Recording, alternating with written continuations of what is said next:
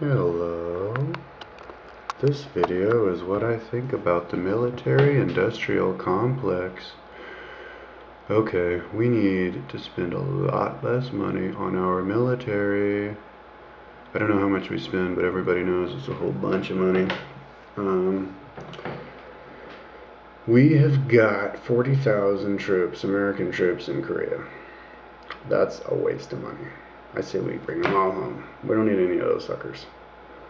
Somebody might go, oh, but Seoul's right on the border.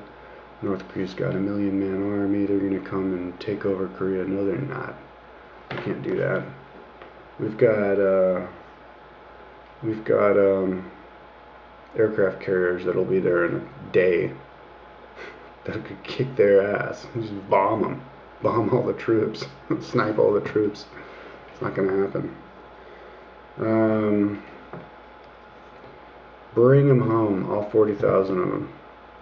Close down, what is it, 3 bases we have in Germany? Close them all down. What the hell are we doing with bases in Germany? We're friends with Russia. Germany's like our best friend. What the fuck are we doing with all those troops in Germany? We don't need them. Bring them all home. It's just a waste of money. And all those other bases, I don't even know what our other bases are. I think our aircraft carriers are good enough. We spend way too much money on that stuff. So my vote is bring all of them home. I think some people are like predicting, I guess the web bots are predicting like a fall of the American empire. And I predict the fall of the American military-industrial empire within, and I think we should all do this, make predictions, because then you put it on the internet and then you leave it there, and then like in a few years when it happens, you can be like, hey, check it out, I made the prediction, look at my video, I said when. So my prediction is the fall of the American empire, of the American military-industrial complex is going to be within 5 years. I say by 2014, we are going to have closed down it all. Nothing. Going to bring all those guys home. Save a whole bunch of money. Funnel it into other stuff like cancer research. Cleaning up the environment.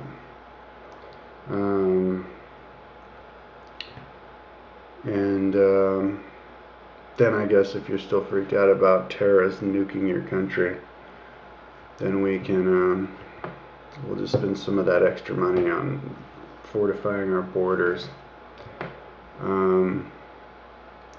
So, how could the normal, regular, average person bring that about? Because the problem is, when you have these systems that are in place, nobody can really stop it, you know, because there's so many people involved that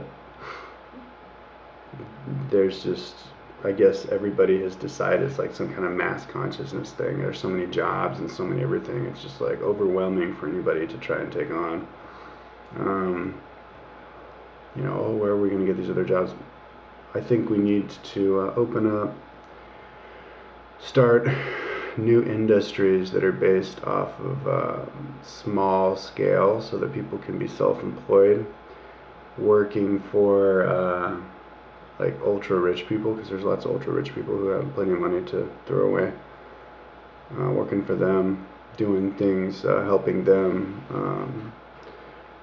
like, well, I guess this is another video, but you know, turning their lawns into rock gardens, transforming their cars into green cars and their houses into greenhouses, and various little funded projects, doing stuff like that, and taking them to third world educational projects, stuff like this. But that's how you would replace all the jobs of people who lost their jobs because you closed down all the military-industrial complex. But you know, people really should stop, you know, worrying about how they're going to feed their family if they're, you know, we don't have a military-industrial complex to create jobs and to feed families. ideally you have that to protect your country. And if you don't have to protect your country anymore, get rid of that. And we don't have to protect our country anymore. Nobody's going to attack us. We're not going to have World War III. World War III, the closest thing to World War III that we're going to have is little terrorist cells of people screaming Allah Akbar and blowing buildings up. But those people are going to be defeated by YouTube, by people expressing their ideas, and people who have like fundamentalist Muslims and like dangerous people who don't respect life are able to convert ignorant young boys to join Al-Qaeda and stuff because they live in a society where one person can say something and then you're supposed to believe that person, and you're not supposed to express your ideas. But once people realize that they are supposed to express their ideas, then those people who say ridiculous things like, oh, let's kill every American citizen so that we can all take over the world and then everybody will speak Muslim or whatever their idea is, everybody will speak Islam, or whatever their language is. When people say that kind of stuff, then it'll be known that they should also be able to say it like on YouTube. And if people say that on YouTube, then it should also be known that they should be able to back up their ideas by saying it, having a debate with another person on YouTube with video responses. Like there was a person very recently, today and yesterday, who's been sending me like these angry emails to my video, what I think where the 5 races came from, and I go, well, send me a video response. And I know he wasn't going to. I mean, I've had lots of people who've sent me angry videos, and I always ask them to send me a video response. They never do. And that's exactly what these crazy, white supremacists, fundamentalist Muslims, fundamentalist Christians too, people who live in a box, have their heads in the sand, think that what they think is obvious, and it's all because of obvious reasons, and it's so obvious that they shouldn't even have to explain themselves to anybody, and that's obvious, so why should they argue it? But they're so confident in what they say that, oh yeah, they can make a video. Well, I'd love to see those videos. Actually, I'm going to go look at them on YouTube right now and then send a video response. But the thing is maybe even if they do develop the kahunas to make a video, they're still not going to have an actual debate with anybody. It's not going to happen.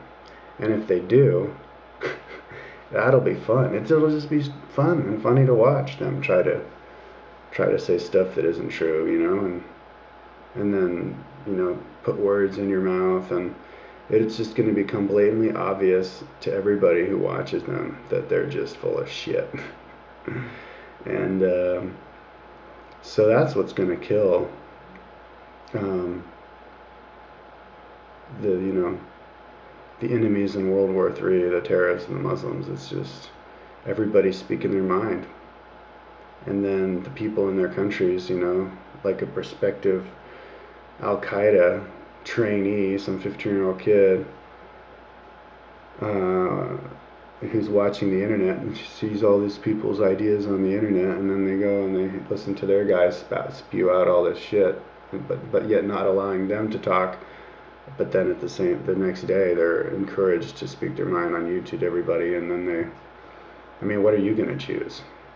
I'll choose to hang out with the people who are going to allow me to talk. Being a human being, we have these brains. Every human being has a brain that's hardwired to think and to express what you believe. You do it in your home. Oh, I don't want to watch this channel. Change the channel.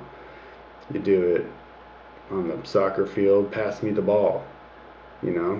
Everybody has opinions, and everybody strives to share an opinion. So once people realize that there's a bigger world out there where people share their opinions and argue, then the light and the truth shall be revealed. And so there's really, at the end of the day, there's no need for the military-industrial complex. So if you're a soldier, if you work in the army, quit.